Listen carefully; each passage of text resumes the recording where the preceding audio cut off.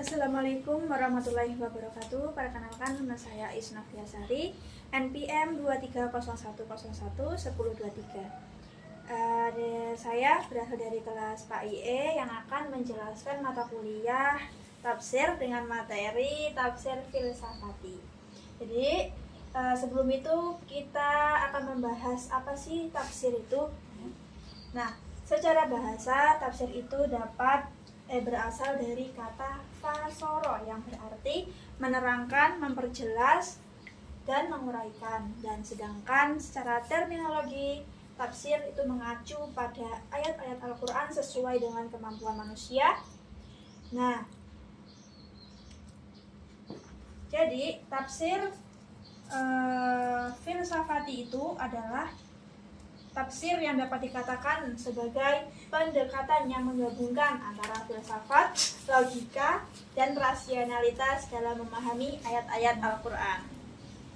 Nah, tafsir filsafati adalah tafsir yang dimana cara berpikir dalam memahami ayat-ayat Al-Quran dengan menggunakan filsafat sebagai alat utama.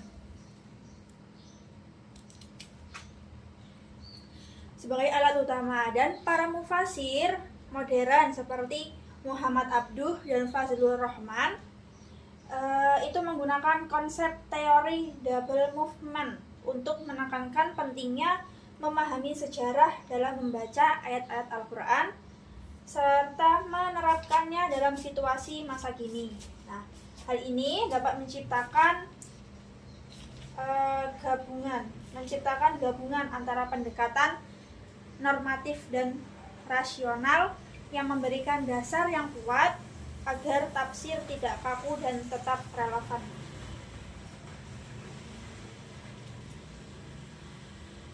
Tafsir filsafati ini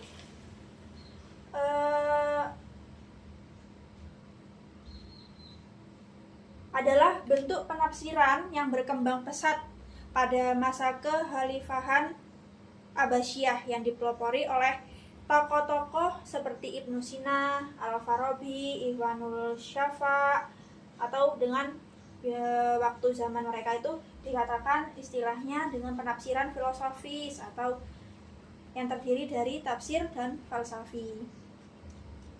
Nah, filsafat sendiri itu berasal dari cabang ilmu yang mempelajari dasar-dasar eksistensi, pengetahuan, kehendak, nilai, pemikiran, dan bahasa. Yang secara dalam bahasa filsafat yang berasal dari kata Yunani yaitu philosophia dan philosophos atau philo yang berarti cinta, sementara sophia berarti kebijaksanaan secara semantik filsafat. Nah, dapat disimpulkan bahwa tafsir filsafati ini adalah tafsir yang menerangkan atau menjabarkan Al-Quran dengan menggunakan cinta akan pengetahuan dan kebijaksanaan. Jadi tafsir filsafati ini menafsirkan ayat Al-Quran dengan logika, dengan rasionalitas akal, ya, rasionalitas akal. Jadi penafsirannya tidak hanya stuck di situ saja, tapi secara luas menjelaskan atau menguraikan maksud dari Al-Quran ini secara gamblang gitu.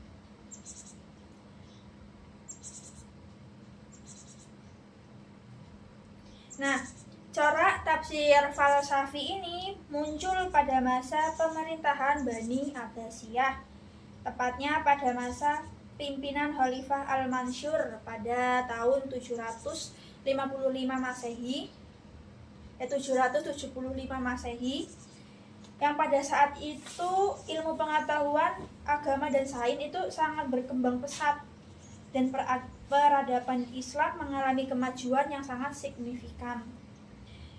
Nah, juga dimulainya proses penerjemahan buku-buku asing ke dalam bahasa Arab. Untuk mencapai kemajuan tersebut, Bani Abbasiyah merebut sejumlah pakar dari bangsa India, Persia, Kristen yang memiliki hubungan dekat dengan sekolah-sekolah kuno. Dari sanalah mulai masuknya buku-buku filsafat dari Yunani, Persia, India, dan kemudian diterjemahkan ke dalam bahasa Arab.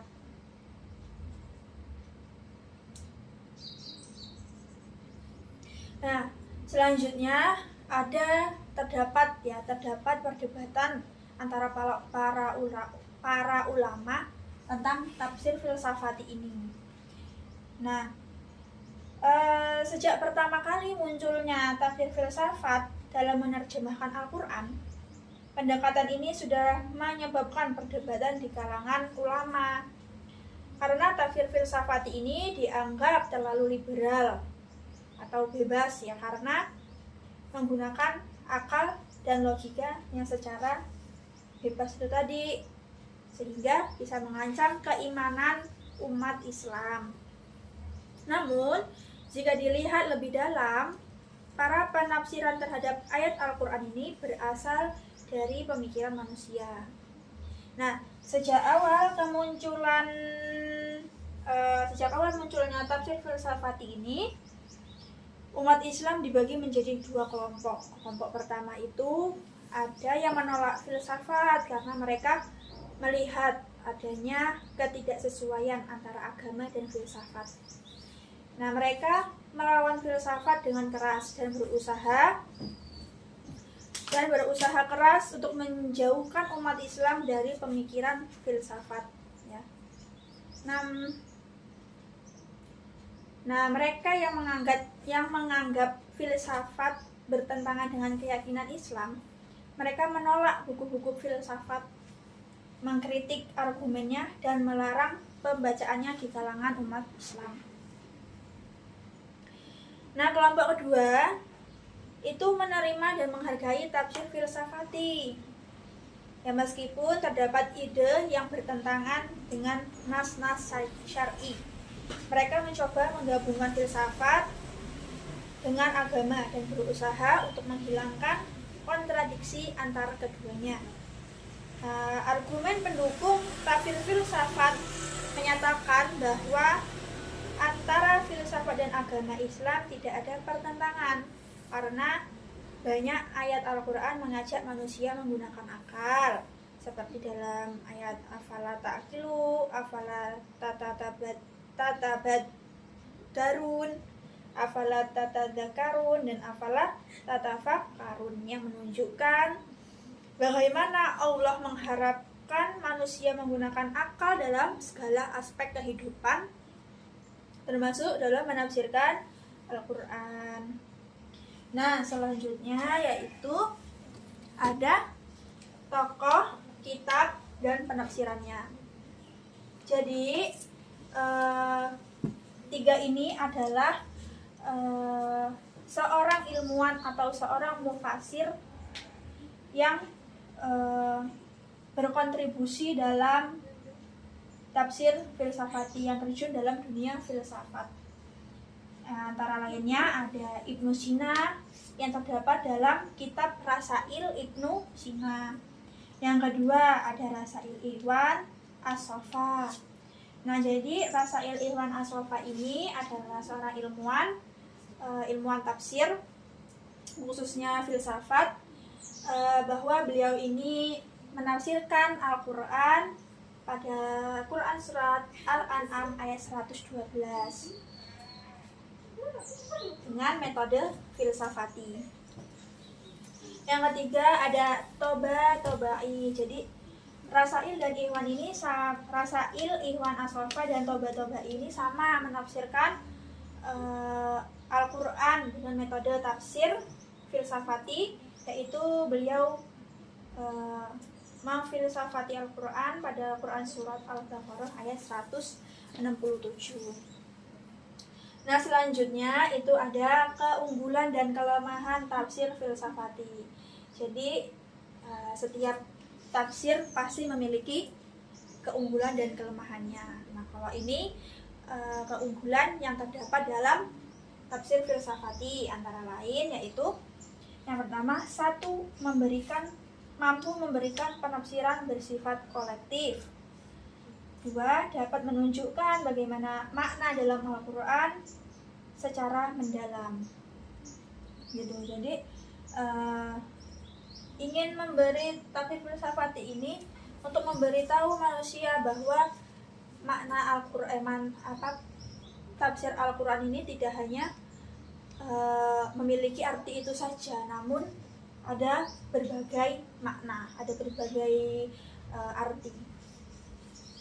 Yang ketiga yaitu pemikiran dalam mengembangkan ilmu pengetahuan Islam semakin berkembang. Jadi membuat